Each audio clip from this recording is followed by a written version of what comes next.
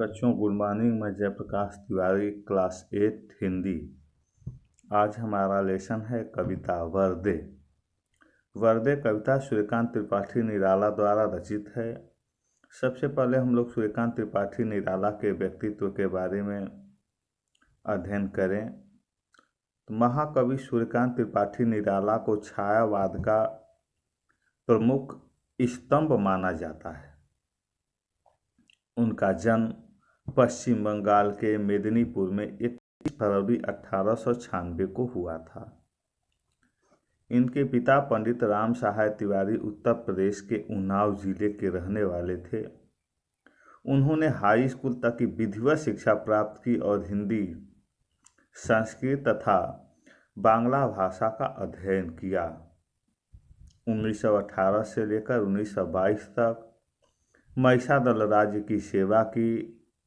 उसके बाद स्वतंत्र लेखन करने लगे। 1923 में मतवाला के संपादक बने। उसके बाद मासिक पत्रिका सुधा का भी संपादन किया। 15 अक्टूबर सन 1961 ईस्वी को इलाहाबाद में इनका निधन हो गया।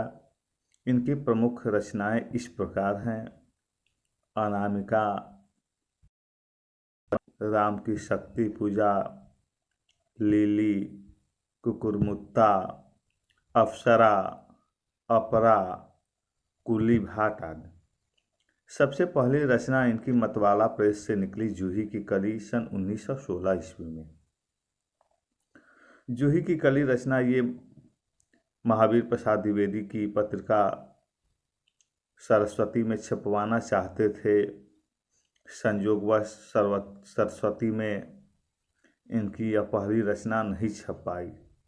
यह कहकर के द्विवेदी जी ने टाल दिया कि यह रचना अश्लील है, असामाजिक है, ऐसी रचनाएं हमारे यहाँ नहीं छपेंगी। इसके बाद ये कलकत्ता लेकर के इसको गए और कलकत्ता से ही 1916 में यह रचना निकली थी। और तब से सूर्यकांत त्रिपाठी निराला हिंदी साहित्य में अपने कदम को बढ़ाते चले गए। अनेक कहानियाँ इनके बारे में मिलती हैं, इसलिए इन्हें महाप्राण भी कहा जाता है। कहा जाता है कि एक बार ये नौकरी करके 10-20 रुपये लेकर आ रहे थे और भिखारी ने कहा, बेटा मुझे भिक्षा दे दो। उस भिखारिन के बेटा कह देने मात्र से इन्होंने अपने पूरी कमाई जो 20-25 रुपये कमाए थे दे दिया। कहा, माँ कभी तुम भिक्षा मत मांगना। एक बार इस रिक्शे पर बैठ करके जा रहे थे, रिक्शे वाले से इन्होंने पूछा कितना हुआ। उसने 2.5 या 2 रुपये कहा था। इन्होंने 5 रुपये उसे दिया और कहा कि तुम हमें रिक्शे पर बैठा करके ले जा रहे हो, इससे कम तुम्हारी मजदूरी नहीं होनी चाहिए।